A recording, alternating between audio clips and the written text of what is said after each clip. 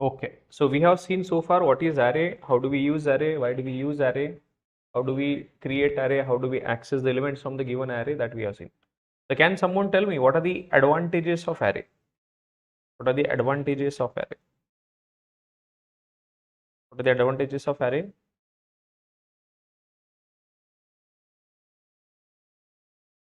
What is the advantage? We can store multiple values. Yes, we can store multiple values. And since elements are stored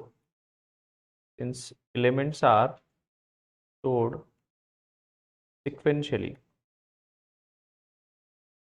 it is faster to access elements. It is faster to access elements. What else?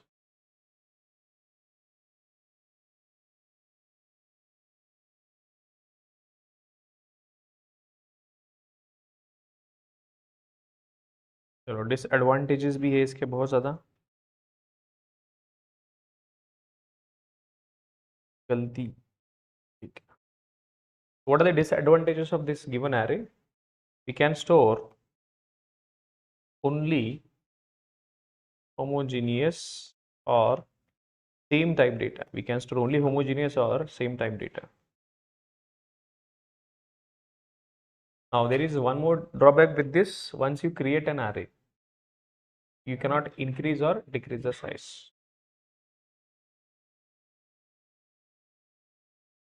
आप बताओ.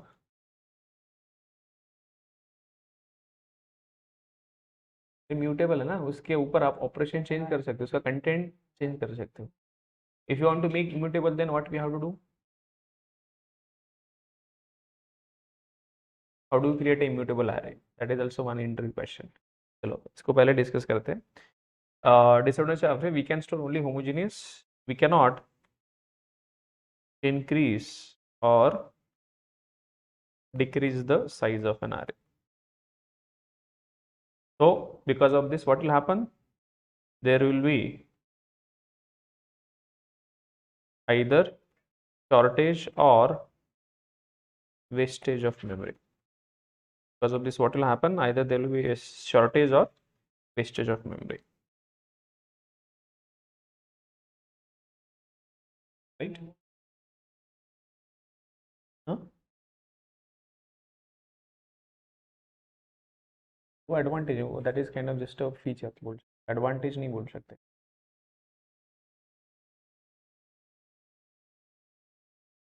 किसी के लिए advantage हो सकता है, किसी के लिए डिसएडवांटेज हो सकता है, बेस्ड ऑन योर रिक्वायरमेंट. पहला तो होमोजेनियस डेटा है, दूसरा एक बार आपने इंक्रीज या डिक्रीज किया, you can not create the array with variable size. एक बार एरे क्रिएट कर दिया, दैट्स फाइनल. क्रिएट किया फाइनल मतलब उसका साइज फिक्स रहेगा, उतने सारे कंटेनर्स फिक्स रहेंगे, उसके अंदर डेटा आप चेंज कर सकते हो. That is up to you. और एक यहाँ पर लिमिटेशन है. क्या लिमिटेशन है? अगर आपको एरे के ऊपर मल्टीपल डेटा स्टोर करना है तो आपको पहले से एडवांस में मेमोरी एलोकेट करते हो. Memory allocation is in advance. Memory allocation आपको ज़रूरत अभी है नहीं है, we are allocating the memory in advance. Right? तो memory allocation is done in advance. memory allocation is done in advance. मतलब ज़रूरत है नहीं है, फिर भी आप एडवांस में ही मेमोरी एलोकेट कर रहे हो. मतलब अभी आपने सोचा कि let's say 1000 values you are going to store, तो आपने 1000 का एरे क्रिएट किया, बट आपने उसे यूज ही नहीं किया. What will happen?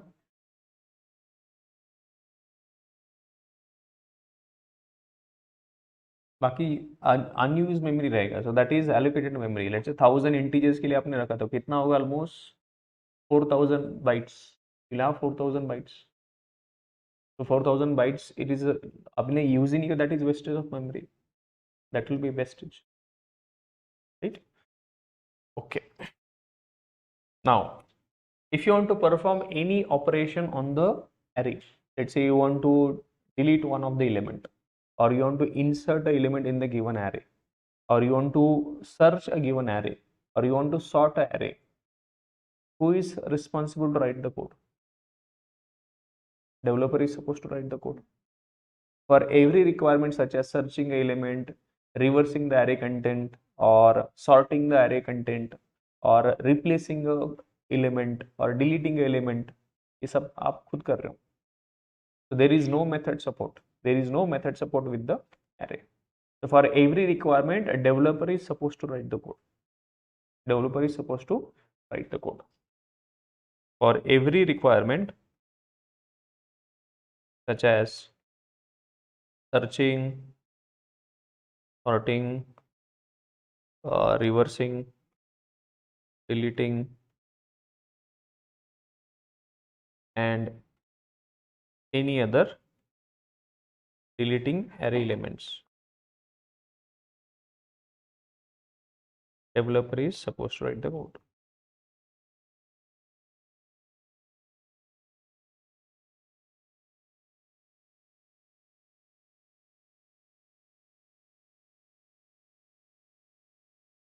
So in short, we can say no method support.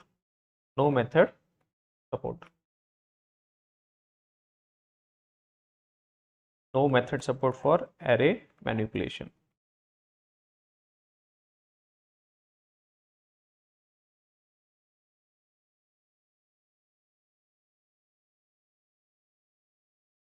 So these are the couple of some advantages and disadvantages.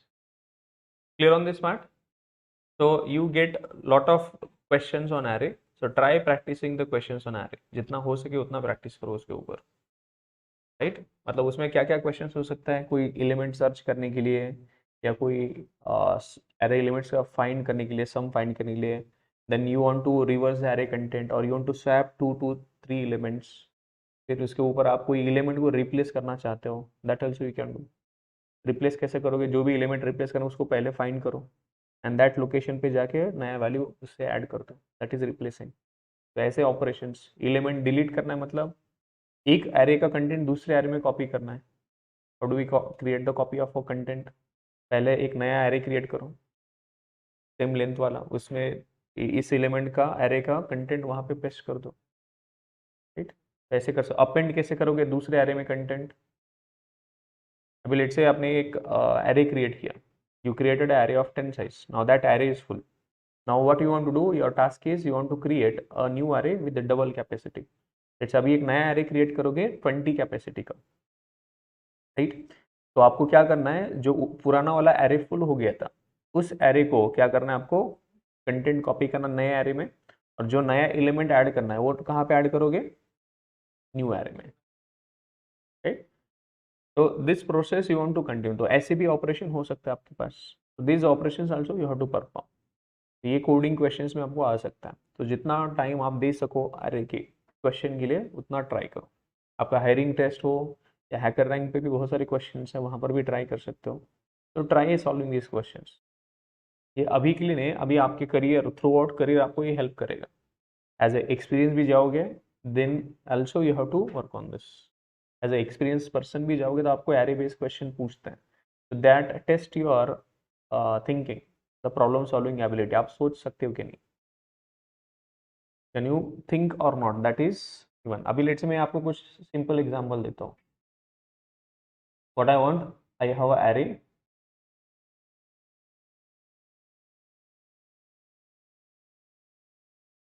अभी आपको एक साइड एरे के, अभी एरे नया एरे क्रिएट नहीं करना है आपको.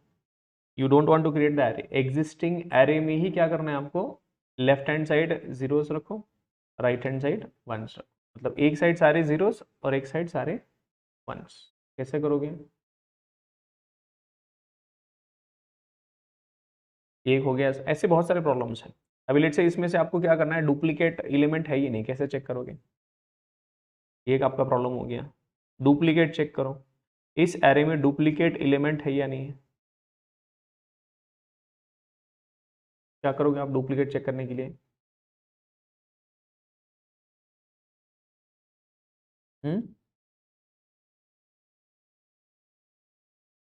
What your navy approach is, you will take one element and you will compare that with every other element except that element.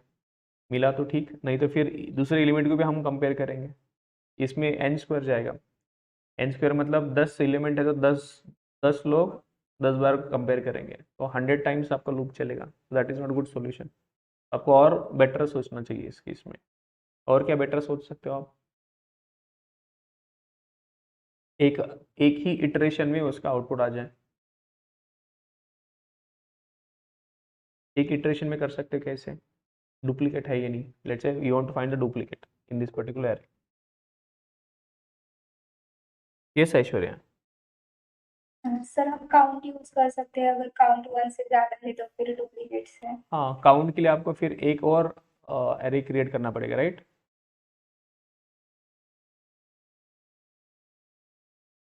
Count कैसे है? हर एक एलिमेंट का ऑकरेंस का काउंट आप मेंटेन करोगे क्या? Yes sir. ओके, तो काउंट कैसे, मतलब कैसे मेंटेन करोगे आप? फर्स्ट काउंट 0 रखेंगे, फिर चेक करेंगे कि काउंट इंक्रीज होता है क्या, मतलब वन एलिमेंट 1 से ज्यादा टाइम प्रेजेंट है क्या फॉर लूप से। ओके, मतलब प्रेजेंट है। अभी ऐसे नहीं हो सकता, कोई भी एरे हो सकता है आपका, is not only zeros and once.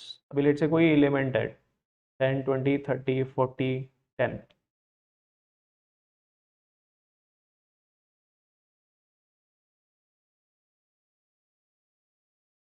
तो वही तो प्रॉब्लम है ना। पहले तो आप फॉर लूप लोगे, दूसरा फॉर लूप लोगे, ये चल जाएगा, but this is very time consuming solution, is very time consuming solution. This is order of N square. N square मतलब इसको बहुत ज़्यादा, मतलब 10 नंबर है तो उसको कितने बार लूप चलेंगे टोटल? 100। हाँ, कितना टाइम लगेगा? अभी लेट से, और टाइम कम्प्लेक्सिटी मतलब अभी तो that is data structure part, but ठीक है। अभी लेट से आपके पास एक 10,000 एरे का एलिमेंट है, 10,000 एरे का एलिमेंट, 10,000 एरे मतलब 10,000 एलिमेंट्स एक एरे में। उसमें से आपको सर्च करना है कि ये कोई एक्स वैल्यू प्रेजेंट है या नहीं। आपको क्या करना पड़ेगा? जो भी 10,000 एलिमेंट्स है सबके साथ कंपेयर करो आप, ये लीनियर सर्च हो गया। तो कितने मैक्सिमम वर्स्ट केस, मतलब लेट से आपका लास्ट एलिमेंट यहाँ पर है, कुछ एक्स यहाँ पर प्रेजेंट है, आप स्टार्टिंग से कंपेयर करोगे और आपका एलिमेंट मिलेगा लास्ट में। लास्ट में मतलब आपको कितने बार कंपैरिजन करना पड़ेगा? 10,000 बार। मतलब आपको इनपुट कितना था आपका, कितने एलिमेंट्स है आपके? 10,000। तो कंपैरिजन कितने किए आपने? 10,000, राइट? तो ये order of N, order of N मतलब आपने लिया एन एलिमेंट्स, एन इनपुट है, तो आपको वर्स्ट केस आपके एलिमेंट लास्ट में मिल सकता है, ये हो गया वर्स्ट केस। ये होता है वर्स्ट केस। तो हमेशा हम वर्स्ट केस ही सोचते हैं, we think always in terms of worst case. मतलब वर्स्ट केस कितना टाइम लगेगा? अगर 10,000 एलिमेंट्स है तो 10,000 टाइम्स इटरेशन आएंगे। तो हम टाइम मतलब हम ऐसे मिली मिली सेकेंड्स में नहीं करेंगे, हम सिस्टम टू सिस्टम आपका टाइम वेरिएशन चेंज होगा। तो हम एक यूनिट बोल सकते हैं कि उसको कितना इटरेशन चाहिए, 10,000 iteration, order of N. Order of N का मतलब होता है अगर 10,000 एलिमेंट्स है तो आपको 10,000 इटरेशन चलेंगे, 10,000 टाइम्स आपको कोड चलेगा। अभी वो बेस्ट केस क्या हो सकता है, पहले आपका एलिमेंट यहीं पर प्रेजेंट है, तो ये क्या हो गया ऑर्डर ऑफ, ये बेस्ट केस हो गया। लेकिन ये हमेशा हम किस चीज़ का सोचते हैं? वर्स्ट केस, कितना टाइम लगेगा, राइट? कोई दूसरा दूसरा example, order of N square कैसे निकालते हैं? ऑर्डर ऑफ एन स्क्वायर क्या होता है, मतलब कितने कितने रिपीटेशन चाहिए, in short N represents how many repetitions kind of. अभी लेट से मुझे क्या करना है, हर एक मुझे लेट से 1 to 10,000 नंबर्स का क्या करना है, मुझे 1 to 10,000 नंबर्स का हर एक नंबर का क्या करना है, मुझे स्क्वायर प्रिंट करना है, या आपको हर एक नंबर चेक करना है ये परफेक्ट नंबर है या नहीं। क्या करना है आपको? 1 to 10,000 ये लूप चलेगा, फिर हर एक नंबर को आप चेक कर रहे हो कि ये प्राइम नंबर है या नहीं है। तो प्राइम के लिए आप यहाँ पर चेक लगोगे, कितना टाइम चलेगा ये तो पहला 10,000 हो गया, और ये कितना बार चलेगा इंटरनल फॉर लूप, कितने बार चलेगा? कितना नंबर जो भी है उतना, मतलब ये भी नंबर 10,000 बार चलेगा। 10,000 बार, एक इटरेशन के लिए आपको 10,000 बार चेक हो रहा है। कितना बार? अगर एक इटरेशन है तो उसको 10,000 बार आपका नंबर, वर्स्ट केस क्या हो सकता है 10,000 में। तो 10,000 है तो ये कितने बार चलेगा? 10,000 टाइम्स। तो वर्स्ट केस कितना चलेगा आपका? 10,000 इंटू 10,000, तो आपकी इटरेशंस कितने हो गए? N square, that is called as N square. अगर फॉर लूप के अंदर फॉर लूप चलता है तो सीधा सीधा होता है एन स्क्वायर। हाँ, इटरेशन लूप मतलब कितना टाइम इटरेशंस, तो एन स्क्वायर हो गया। फॉर लूप के अंदर फॉर लूप मतलब एन स्क्वायर।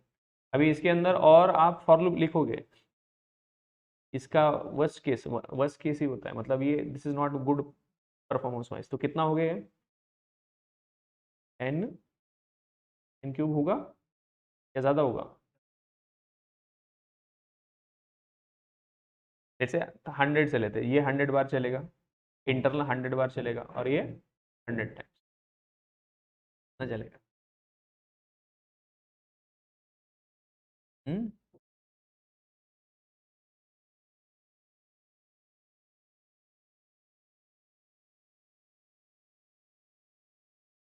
एन क्यूब बोल सकते हो।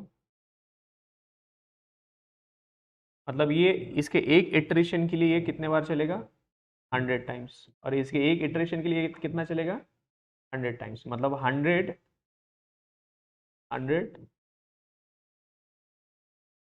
ठीक है।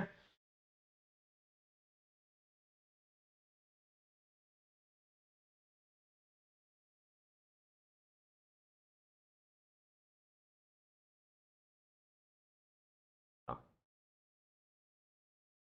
तो ही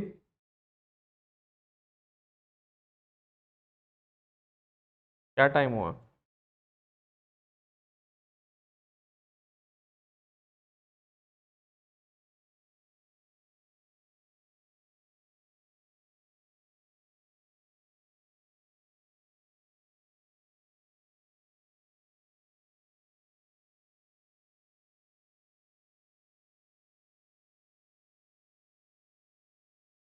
ठीक है, क्लियर है यहाँ तक?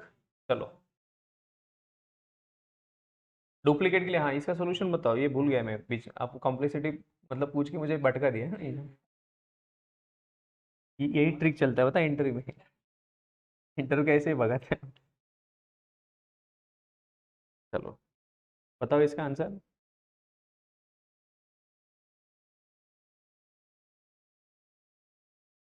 क्या कोई सोल्यूशन है? सोचो। आप ले से अभी आप सब बैठे हो, किसको सेम मार्क है, कैसे चेक करोगे आप? सबको मार्क्स है कुछ तो। खुद नंबर खुद नहीं बोलते, आपको सबको पूछना पड़े। आप क्या करोगे, पहले तो पूछोगे है या नहीं, फिर आप पूछोगे, तो ये एंड करोगे, राइट? कितना टाइम लगेगा इसको? बहुत टाइम लगेगा। हम्म? वही तो सोचना है। हाँ, इसने, यस ऐश्वर्या। सर सॉर्ट कर सकते हैं क्या? मतलब फर्स्ट सॉर्ट करेंगे और फिर चेक करेंगे कि इंडेक्स ऑफ आई और आई प्लस वन का सेम है क्या? ठीक है, पहला सोल्यूशन ये कि आपका फॉर लूप के अंदर for loop, for inside for. दूसरा सोल्यूशन क्या है? इसको पहले सॉर्ट करो, एंड देन क्या करो आप, कंटिन्यूसली एलिमेंट चेक करो। नेक्स्ट सॉर्ट करोगे तो ये कैसे होगा, ये 10 इधर आ जाएगा, तो दोनों एक साथ order of I, array of I and array of I plus J अगर इक्वल है, डुप्लीकेट है।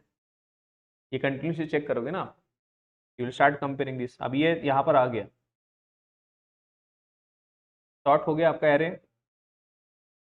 आप क्या चेक करो, ये दोनों element array of I and array of I plus one equal है, then that is a duplicate, then we will stop. तो ये कितना टाइम लगेगा? इसको ऑर्डर ऑफ एन लेगा एक लूप को चलाने के लिए, और इसको सॉर्टिंग के लिए क्या क्या टाइम कॉम्प्लेक्सिटी है? What is the time complexity Aishwarya for sorting? कौन सा? अभी यहाँ पर बहुत सारे ऑप्शन है, क्विक सॉर्ट, फिर आपका बबल सॉर्ट, मर्ज सॉर्ट, बहुत सारा है, तो इसमें से कौन सा यूज करें? क्विक सॉर्ट सबसे एफिशिएंट है। उसका क्या टाइम कॉम्प्लेक्सिटी है क्विक सॉर्ट का? Anyone nose? सॉर्टिंग के लिए क्या लॉजिक है, सॉर्टिंग के लिए लॉजिक?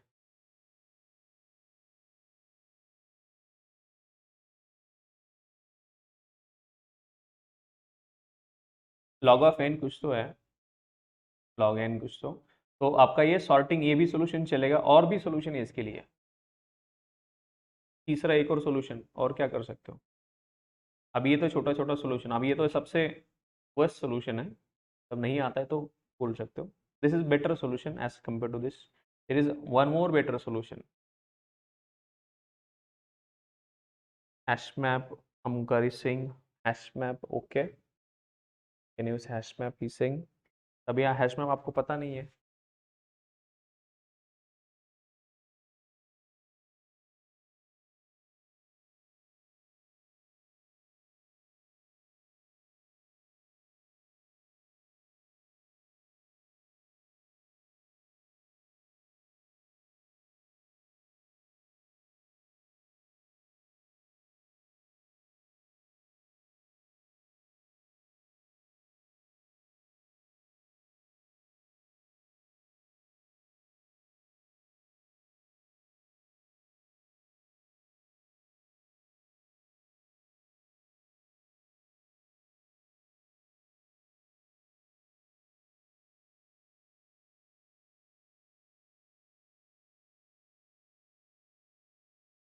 चलो इसको सोचो सोल्यूशन कुछ, meanwhile we will start with something else.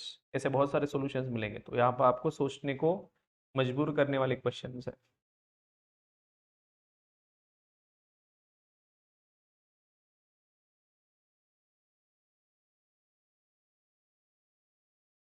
Okay, so you can work on this questions जैसे जैसे टाइम मिलता है, बहुत सारे क्वेश्चंस है। एरे एक हफ्ता भी चल सकता है, चलाना है तो एक हफ्ता भी हम एरे चला सकते हैं। There are lot many problems, अलग अलग सेटअप, इसके ऊपर जितना प्रॉब्लम सॉल्व कर सकते हो उतना ट्राई करो। There are lot many algorithms, algorithms मतलब मल्टीपल सॉल्यूशंस दे सकते हो आप, स्लाइडिंग पैटर्न होता है, विंडो स्लाइडिंग होता है, बहुत सारा ऑप्शन है, तो आप उसमें जैसे जैसे थोड़ा थोड़ा डिफिकल्ट लेवल इंक्रीज कर सकते हो, बहुत सारे क्वेश्चन है उसके ऊपर। अगर आप चाहते हो तो I will provide the list also, list of questions what you can prepare, ठीक है। Okay, now I how do I create array of character, how do I create array of character, how to create array of characters,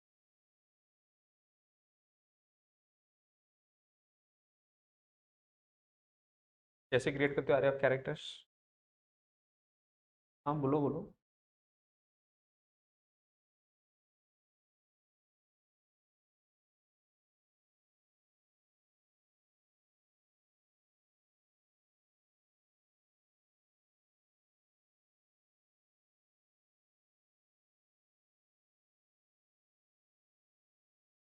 how to create array of characters, अरे बोलो, हाँ बोलो क्या अरे, यार चलो, यार जो भी है, हाँ array, if you know the values directly you can write, if you know the values you can write single quote में एक एक वैल्यू। अभी मुझे गुड मॉर्निंग लिखना है, ये इतना सब कुछ लिखना है, ये तो स्ट्रिंग में हो गया राइट, लेकिन हर एक कैरेक्टर, अभी दिक्कत क्या है यहाँ पर,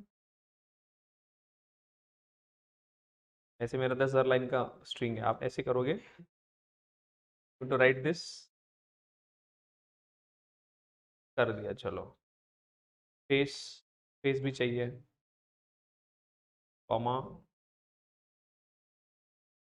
देखो इतना दिक्कत हो रहा है, बस गुड मॉर्निंग लिखने के लिए इतना डिफिकल्ट है। तो you understood the first pain point, क्या पेन पॉइंट है, ये सिंगल कोट्स लिखना एक पेन पॉइंट, इसके लिए पेन पॉइंट। अब अभी आप क्या कर रहे हो, you want to store a string, you want to string a, you want to store group of characters, you want to store group of characters, what is a pain point, string तो अभी आपको पता नहीं, so you want to store a group of characters, so we can store group of characters using array। the problem is, what is the problem, अभी आपको हर एक character आपको क्या करना पड़ रहा है,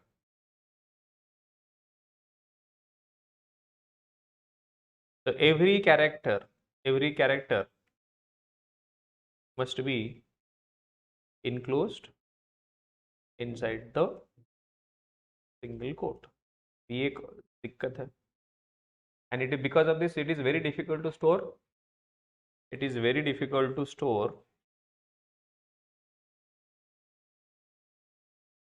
multiple values, multiple character values बोल सकते हो, using array of characters. Now we are going to perform multiple operations on the array of characters. हम इसके ऊपर ही हम ऑपरेशन परफॉर्म करने वाले.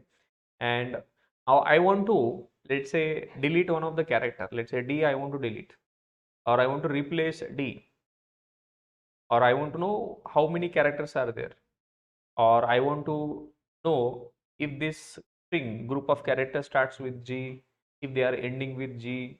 So who is responsible to write the code? Developer. Now for every requirement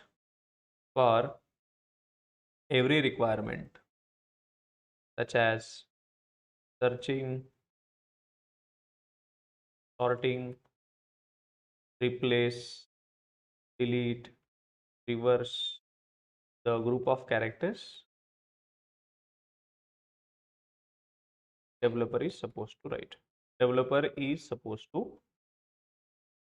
write the.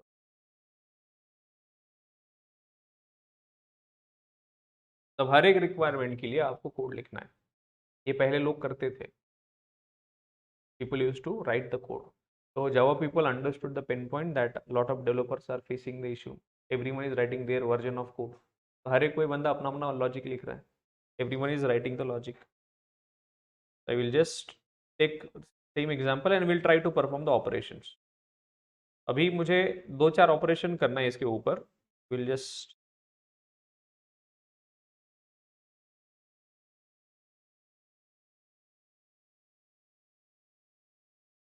think कुछ ऐसे कुछ अलग नहीं है. Everything is array of characters.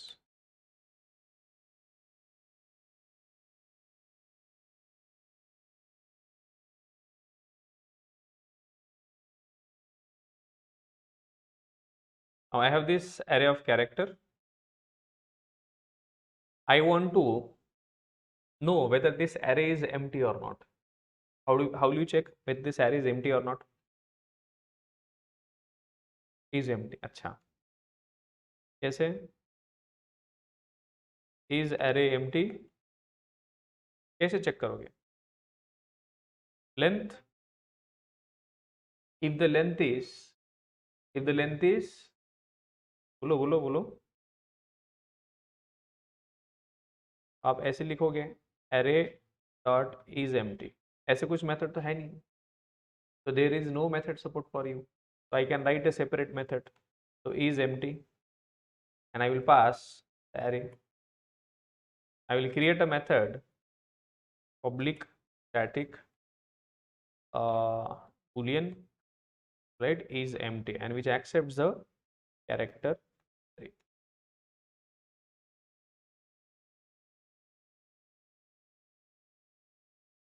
I simply write return chars of length equal to,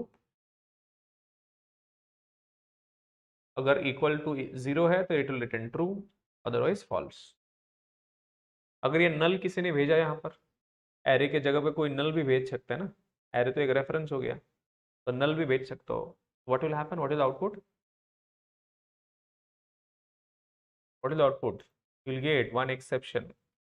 What is that? Null pointer exception. Any operation with the null gives you the gift of null pointer exception. Null pointer exception you will get. क्यों null pointer आएगा? कि आपने यहाँ पर भेजा है null, तो आपको null भी चेक करना चाहिए यहाँ पर, राइट? तो आप यहाँ पर चेक करोगे if chars is equal to null, then you will directly say return false.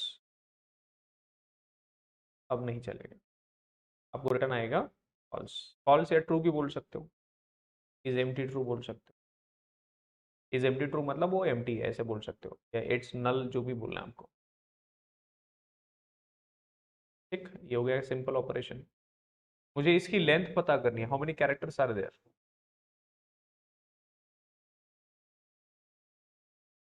पहले तो chars should not be null, otherwise I will return -1 integer. तो लेंथ इंटीजर में रहेगा, आपको रिटर्न क्या करना है, simple length.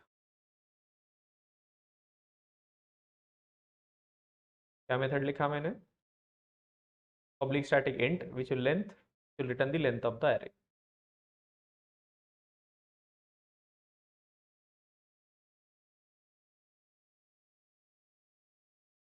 We have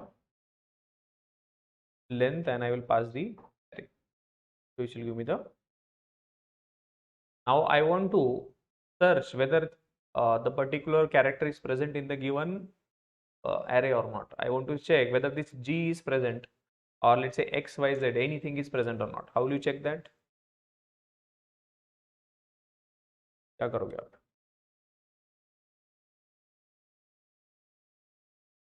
contents, उसके लिए मेथड लिखा हूं मैं, कंटेंट्स रिटर्न फॉल्स लिखेंगे यहाँ पर। अगर नहीं मिलता है तो कंटेंट्स मतलब रिटर्न ट्रू करता है तो वहां पर प्रेजेंट है, नहीं है तो फॉल्स। ठीक, अभी यहाँ पर आपको रिटर्न क्या करना है, रिटर्न करना है ट्रू या फॉल्स। अगर प्रेजेंट है तो आप बोलोगे प्रेजेंट है। अब यहाँ पर मैं एक वेरिएबल लिख रहा हूँ बुलियन टाइप का, boolean is present equal to true या फॉल्स, फॉल्स करना पड़ेगा ना।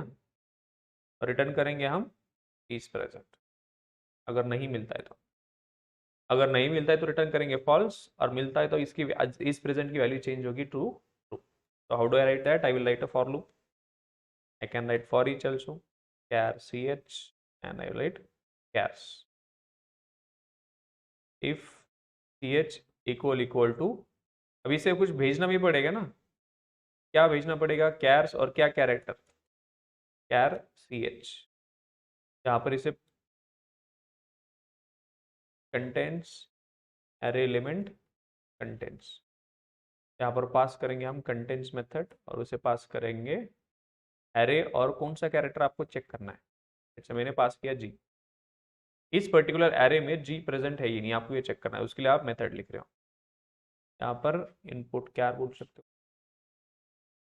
अगर ये ch इक्वल टू इनपुट कैर है तो आप रिटर्न करोगे, रिटर्न नहीं, आप बोलोगे इस present equal to and you will apply break. That's it. अभी आप ये इतनी सारी मेथड लिख रहे हो, खुद लिख रहे हो आप सारे। अब मुझे क्या करना है, सारा स्ट्रिंग रिप्लेस करना है। लेट से मुझे रिप्लेस करना है ओ विद कैपिटल ओ, या डी विद समथिंग, रिप्लेस करना है मुझे characters. I want to replace the character. Let's say I want to replace this O with, let's say, @ or any other thing. I want to replace. I want to replace. तो replace के लिए आप क्या करोगे? So you will create a method which will replace the content. Replace, and what do you want to replace? You want to replace old character, and you will take new character. You will replace old character with new character. This is a character. This is the method I am writing. So there what I will do, I will just return, अगर नल है तो हम सीधा सीधा stop करेंगे उधर ही। दूसरा अभी क्या करोगे आप, इस एरे में चेंज करना है आपको, इस एरे में चेंज करना है। तो आपको क्या करना है, इफ फॉर लूप लिखो फिर से, for index i equal to 0 and index will be chars dot length.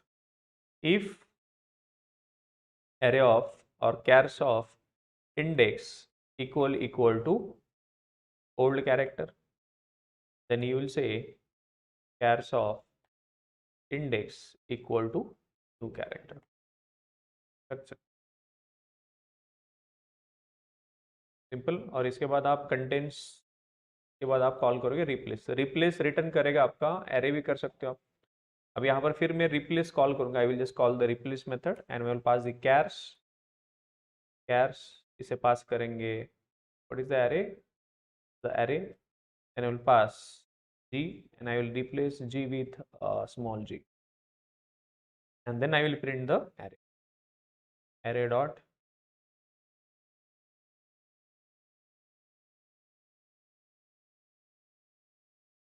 will print the array for each ch, मतलब रिप्लेस कॉल करने के बाद में एरे कॉल मतलब प्रिंट कर रहा हूँ इसे, I am printing ch.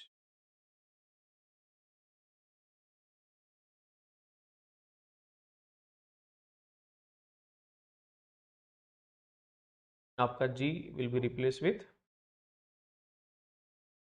Replace. अभी आप ये सारी मेथड्स खुद लिख रहे हो, आपको ये सब कुछ करने की ज़रूरत नहीं है अभी 2020 में 23 में, क्योंकि जावा ने ये सब मेथड ऑलरेडी लिखी है ऐसी, which are working on the array of characters. तो जावा ने एक ऐसी क्लास बनाई है जिसका नाम है, क्या नाम है उसका, जावा ने एक नहीं ऐसी बहुत सारी क्लासेस बनाई है, not only one class. So Java created multiple classes, Java created multiple classes. Example, string class is there, string builder class is there, then they have created string buffer class also. They have multiple classes, not only string, but there are a lot many string related classes. You'll find string buffer, builder, string concatenation, joiner, character, there are a lot many. Okay. Now let's talk about the first class, that is string class. You see this? Now this class is created to reduce your efforts. Why? This class is created to reduce your efforts.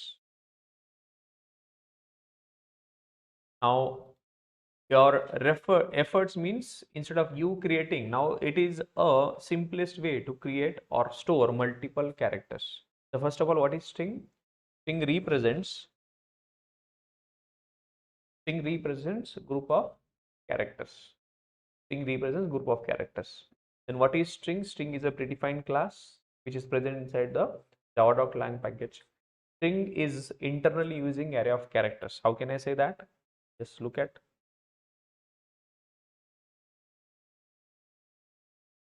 The value is used for character storage.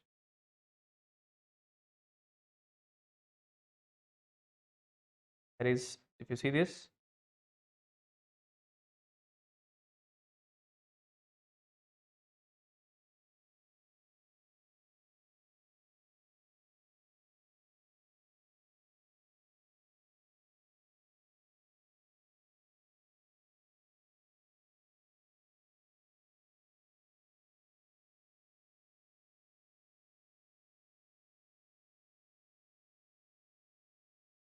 yes, if you see here, internally they are maintaining the character array and name of the array is value. And you will find there are lot many methods. There are lot many methods which are working on this particular array. Just like we created our own array and we have written multiple methods. The string class internally created array. That class contains several constructors, several methods which are working on that particular character array. And because of that, you are very easily able to store the group of characters, perform operations on the group of characters very easily. What we have to do, we have to just use these methods. We have to just use these methods. Right. तो string handling सीखना है मतलब क्या सीखना है, ये method सीखना है. मतलब मेथड कौन कौन सी मेथड्स है, मेथड्स कैसे यूज करना है, दैट्स इट. स्ट्रिंग क्लास है तो उसका कैसे ऑब्जेक्ट क्रिएट, फिर स्ट्रिंग क्लास है तो उसका मेथड्स आपको एक्सेस करना है. कैसे एक्सेस करोगे आप, उसका ऑब्जेक्ट क्रिएट करना पड़ेगा, रेफरेंस मिलेगा, उस रेफरेंस का यूज करके मेथड्स को कॉल करो. Right. So let's talk about this.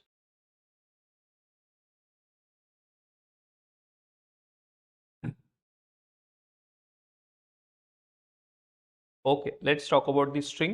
What is string? What is string?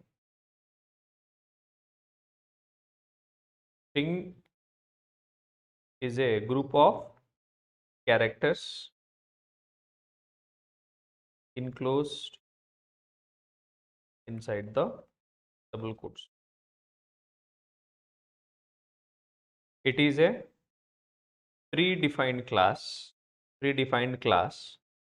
present inside the, यहाँ पर present है inside the java.lang package,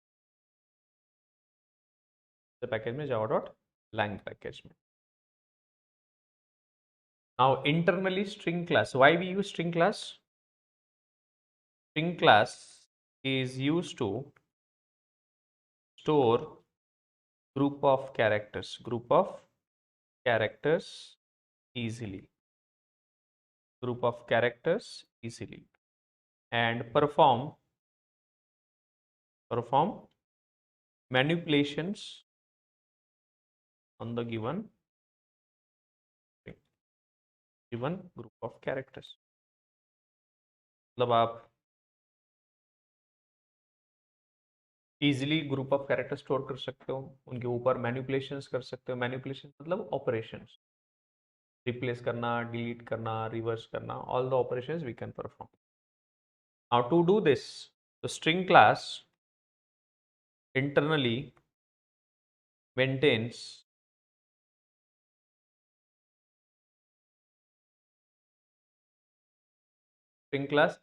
maintains array of characters. String class internally maintains array of characters for the data, and all the methods, most of the methods, not all, most of the methods defined inside the string class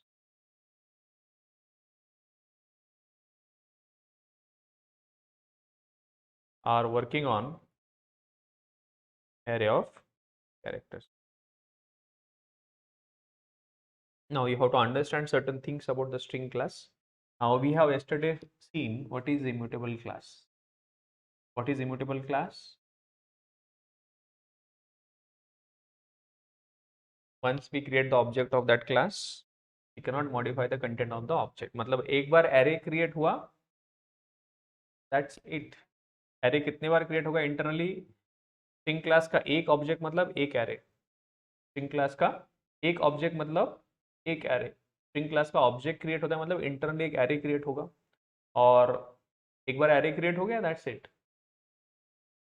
उसके अंदर आप कोई छेड़खानी नहीं कर सकते. Object created, that's it, you cannot modify that.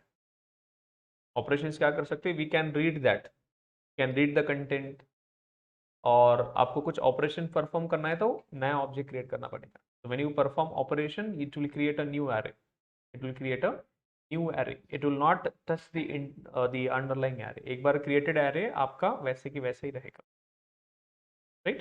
So most of the methods defined inside the string class are working on that array of characters. And very important thing, string class is an immutable class.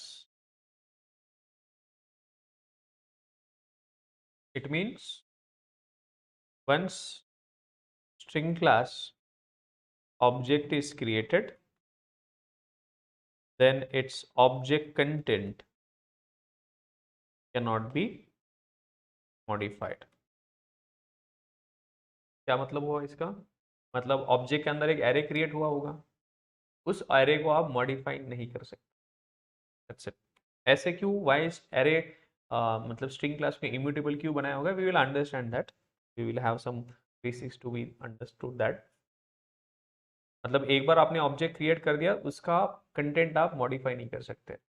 And string class object creation mean creation represents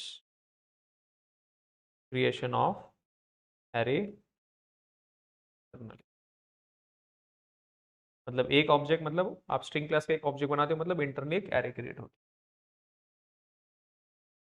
now string class implements what interface? Implements comparable interface, char sequence interface,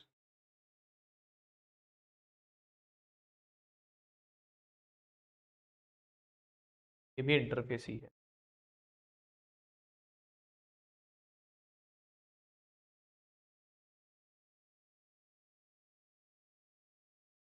Clear? Now this is all about your string class. There are lot many things. Now one more thing you have to remember, string class is a child class of.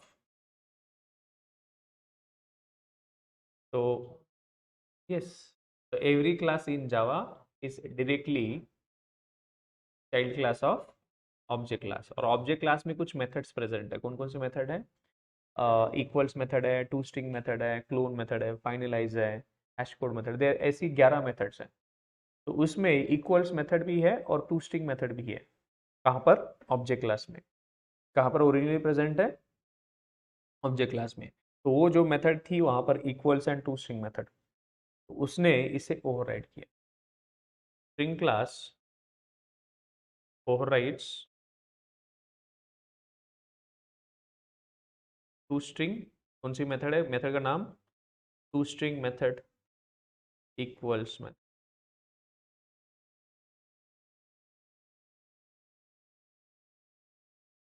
are originally defined inside the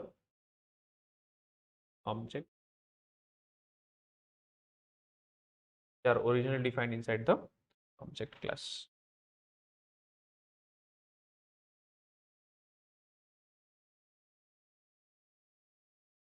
In class overrides to string method equals methods which are originally defined inside the object class.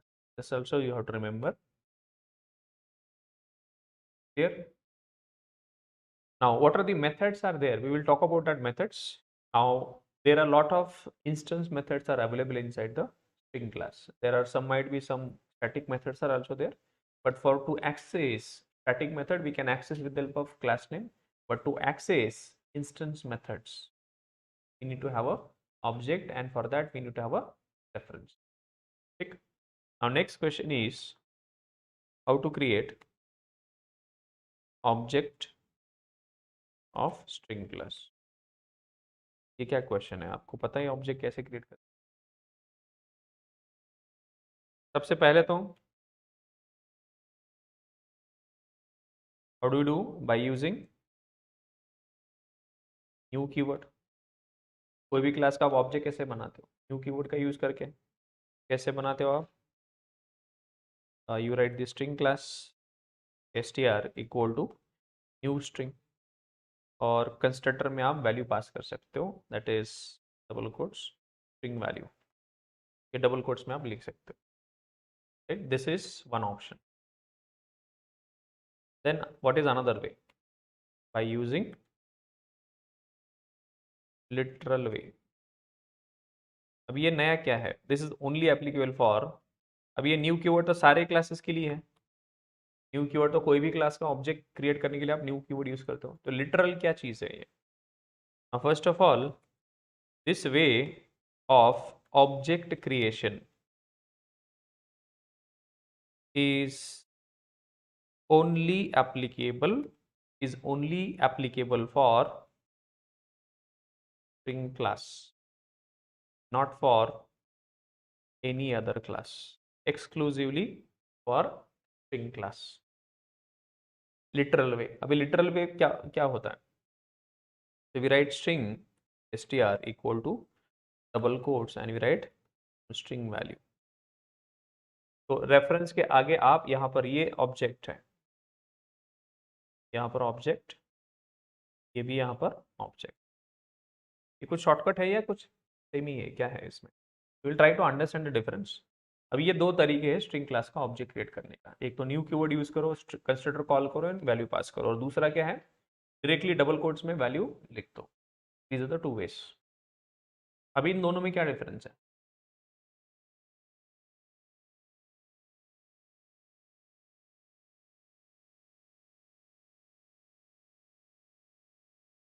क्या difference है? ऐसे ही बस syntax difference है क्या? Then what is the difference?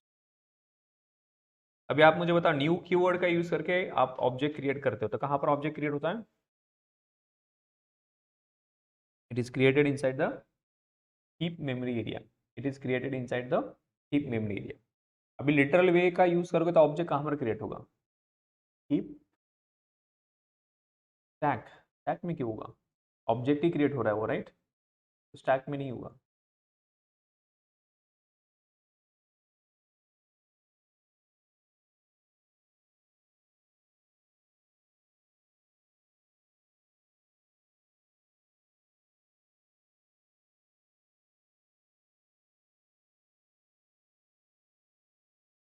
देखो यहाँ पर what are the veg.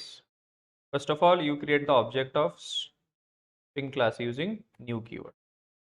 ये तो ऑब्जेक्ट एरे क्रिएट हो गया इसमें, yes. Array is created but empty array is created inside this. क्या हो गया आपका new keyword way, and this is literal. Literal मतलब डबल कोट्स में वैल्यू। कंस्ट्रक्टर कॉल हो रहा है यहाँ पर देखो कुछ तो उन्होंने this dot value equal to value, इसका कुछ तो एम्प्टी एरे क्रिएट किया होगा उन्होंने। तो in this case you can write abc xyz whatever the value xyz str1 and str2 दोनों प्रिंट होगा।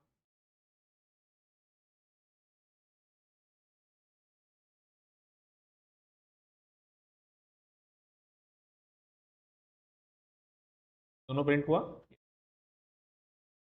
अभी डिफरेंस क्या है इनमें?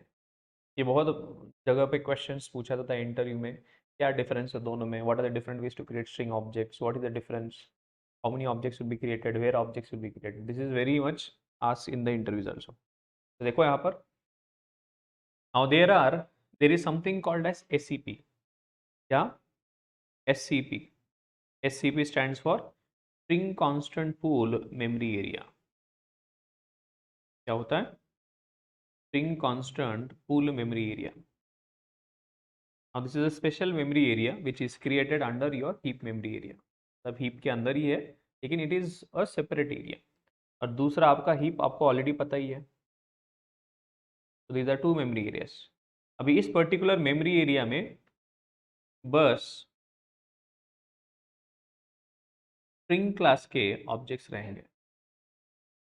इस area is also specifically created to store only string class objects. और हीप में तो जनरली कोई भी क्लास का ऑब्जेक्ट क्रिएट करो तो वहाँ पर हो जाता है।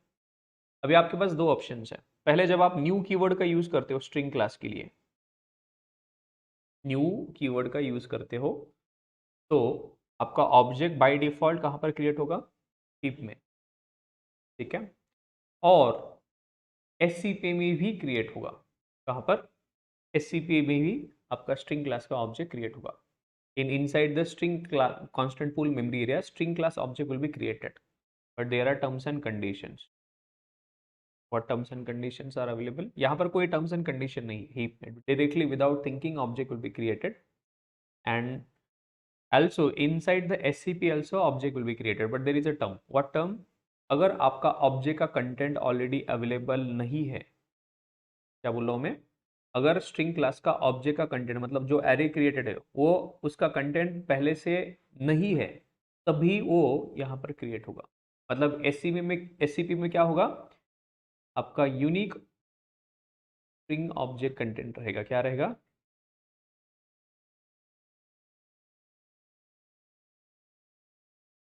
What will be there inside this unique string object content. यहाँ पर ऑब्जेक्ट कब क्रिएट होगा? अगर आपका स्ट्रिंग का जो एरे है वो ऑलरेडी प्रेजेंट नहीं है तो उसका कंटेंट, लेट्स से यहाँ पर अभी दो ऑब्जेक्ट बना रहा हूँ मैं, string S1 equal to new string ABC, और दूसरा एक और ऑब्जेक्ट बना रहा हूँ मैं, string S2 equal to new string ABC। ठीक, दोनों ऑब्जेक्ट है।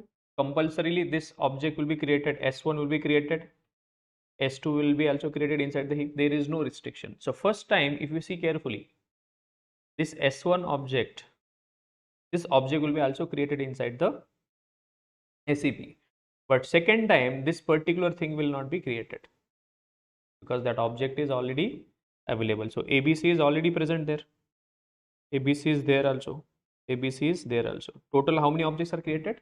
3. When an object will be created inside the SCP, if the object content is already not there. अभी इस केस में ABC पहले से ही था, तो फर्स्ट टाइम तो क्रिएट हो गया, second time ABC already available है कंटेंट, तो आपका फिर से ऑब्जेक्ट क्रिएट नहीं होगा. What is the situation? अभी हम देख रहे हैं पहला केस. क्या केस है? जब आप न्यू कीवर्ड का यूज करते हो तो without thinking object will be created inside the heap. There is no terms and condition, directly object will be created. But inside the SCP object will be created or it may not be created also. When object will not be created inside the SCP if the object content is already available.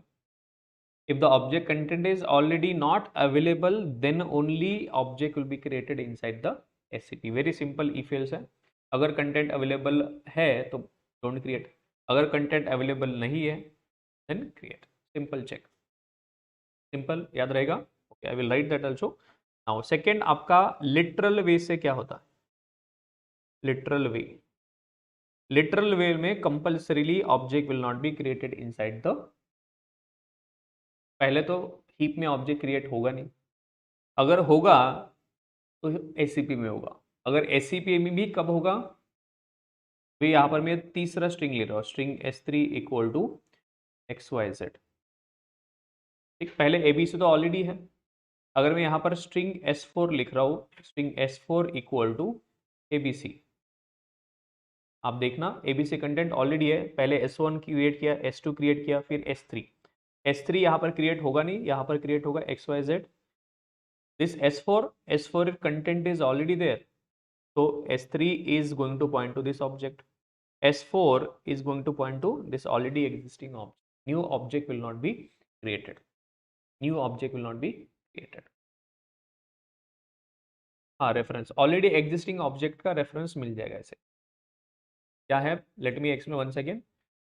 Literal way में पहले तो object heap में create होगा नहीं, होगा तो कहाँ पर होगा? SCP में. SCP में कब होगा? अगर कंटेंट अवेलेबल नहीं है पहले से. अगर पहले से अवेलेबल है तो ऑब्जेक्ट क्रिएट नहीं होगा, उसको एग्जिस्टिंग ऑब्जेक्ट का ही रेफरेंस मिलेगा. ये है आपका लिटरल वे. न्यू में क्या होगा?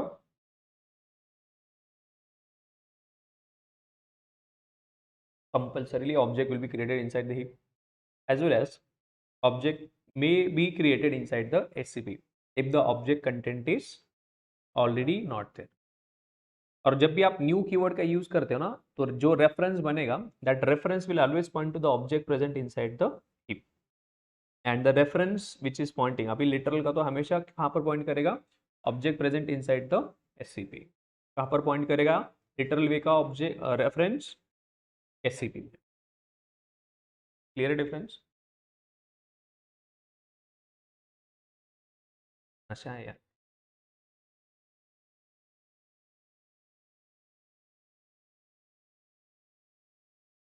बहुत गलत है. So what is the difference?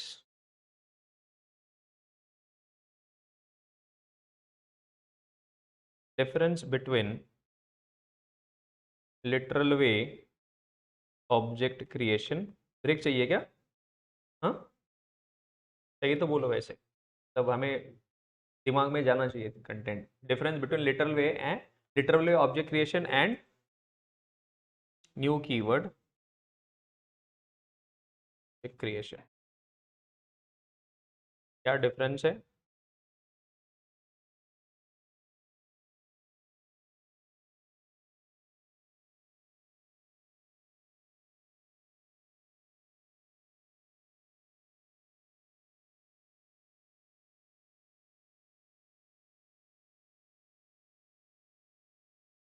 तो when we create literal way का देखो, what is the literal new keyword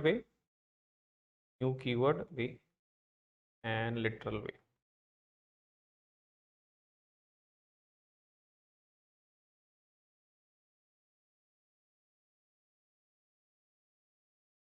क्या डिफरेंस है? पहला तो mandatory compulsorily object will be created. Object will be created inside the heap memory area.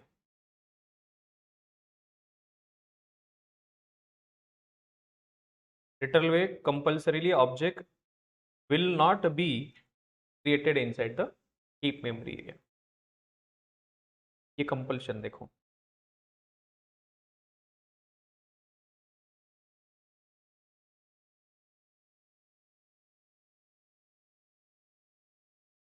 object may be created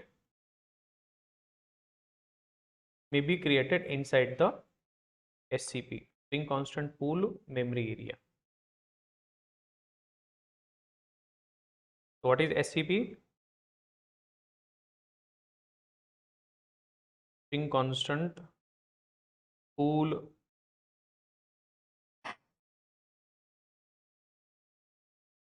memory area.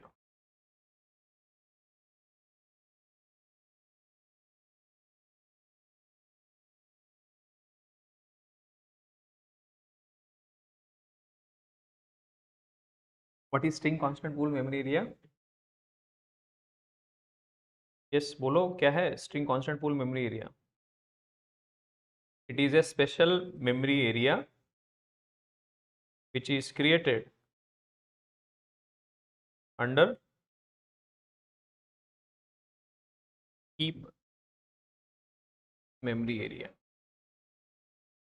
which stores only string class objects. Literal नहीं यार, string class object ही रहते हैं वहां पर. String constant pool memory में कौन से objects रहेंगे? बस स्ट्रिंग क्लास के. राइट, नाउ रिमेंबर, अगर आप न्यू कीवर्ड का यूज करते हो तो string object may be created inside the SCP memory area if the object content is not present.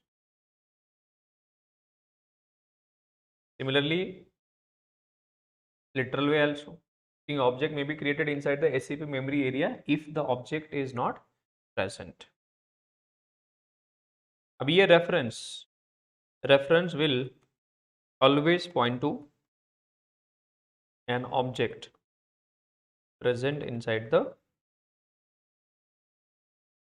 heap. याद रखना ये, reference will always point an object present inside the SCP.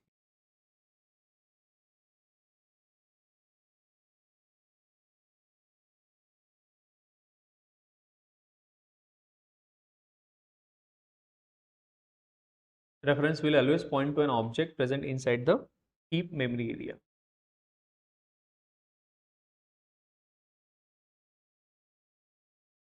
Clear? चलो देखते हैं इसका example. Now there will be question, how many objects will be created, where objects will be created?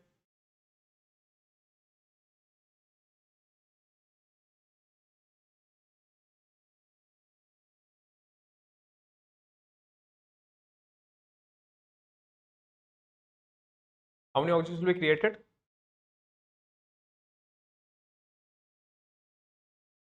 Total number of objects created. 4 will be inside the compulsory heap and there will be only one object will be created inside the SCP.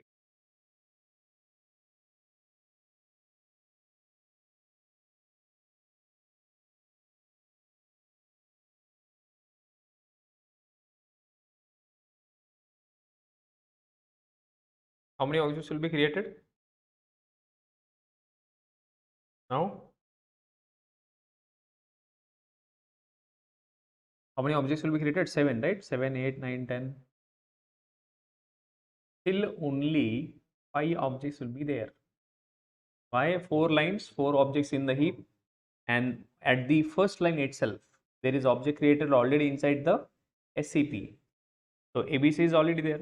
So second time ABC will be created inside the heap, but not in the SCP. Third time ABC will be created inside the heap, but not in the SCP. Fourth also, object will be created inside the heap, but not in the SCP. Fifth, object is already there, so SCP inside the SCP. So that str5 will point to the already existing object. str6 will also point to the already existing object. str7 will also point to the already existing object. Simple. So how many total objects are created? Total objects created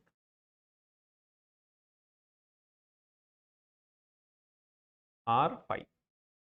How many are in heap? Inside the heap 4 and 1 in.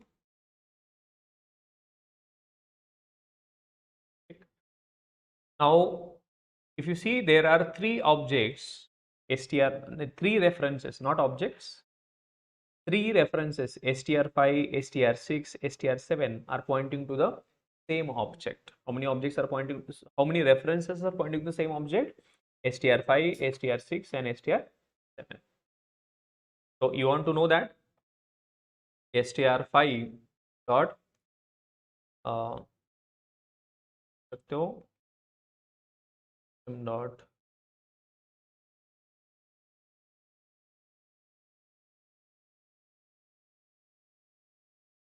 identity hash code. So what I am trying to print is उनका memory address where they are pointing.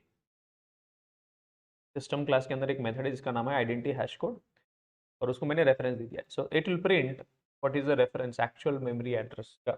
Actual नहीं, मतलब memory address का use करके दे will give reference. If you see all of these references are pointing to the same memory location or same object. Yes, only one object is there and there are multiple references pointing to the same object. Now one of you can tell me why string class objects are immutable. Now you got the idea. There will be multiple references pointing to the same object. So if I change the object, what will happen?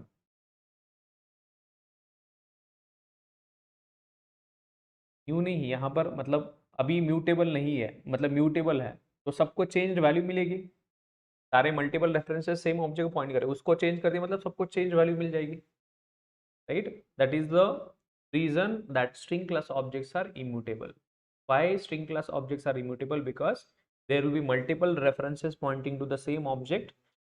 So to avoid the change in that particular object, string class objects are immutable. Example अभी देख लो आपको. अब let's say अभी आपको ये application बना है, voter application. there will be multiple citizens whose name might be same. There will be multiple citizens whose state will be Maharashtra. Some will be from Karnataka. So Maharashtra, there will be only one object will be created. Let's say there are 12. How many people are there? 12 CR. It's a 12 CR people are from Maharashtra. So there will be 12 CR references pointing to the Maharashtra. There will be, let's say, 10 CR references pointing to the Karnataka. There will be 10 CR references pointing to, let's say, Maharashtra. So total how many? 40, around 40 objects will be created of the string class, that particular state field. क्या होगा? State field होगी, right, सबकी. Citizen 1 का state, citizen 2 का state. सबके लिए तो static नहीं कर सकते क्योंकि इंडिया में बहुत सारे लोग हैं, अलग अलग स्टेट से, तो उस स्टेट को हम नहीं कर सकते. क्या नहीं कर सकते? स्टैटिक. इसलिए हमने क्या किया, उसको मतलब इंस्टेंस ही रख दिया. लेकिन इंस्टेंस रखा, लेकिन फिर भी आपका ऑब्जेक्ट क्रिएट होगा क्या बार बार? नहीं. स्ट्रिंग का ऑब्जेक्ट एक ही बार क्रिएट होगा और बाकी सारे रेफरेंसेस, बाकी सारे सिटीजन्स उसको पॉइंट करेंगे. अगर आपने महाराष्ट्र को चेंज कर दिया तो फिर सारे जो भी सिटीजन सबका वैल्यू चेंज होगा. Right, got the idea? So I will just note down this question. Why string class objects, why string class is immutable or string class objects are immutable? Why string class objects are immutable? Yes, there are multiple references pointing to the same object inside the SCP. So to avoid any changes is made immutable.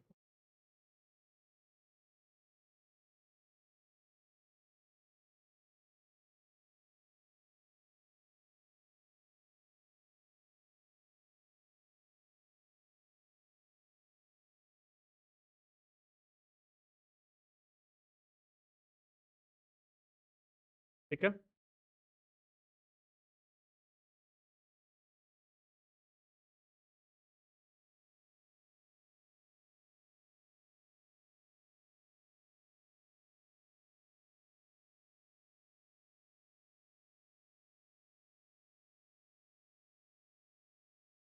Continue करें, break चाहिए, थोड़ा break चाहिए, complete break चाहिए? हाँ, बाद में ले सकते हैं, राइट, कंटिन्यू कर सकते हैं। ठीक है, तो विल ब्रेक फॉर ब्रेक।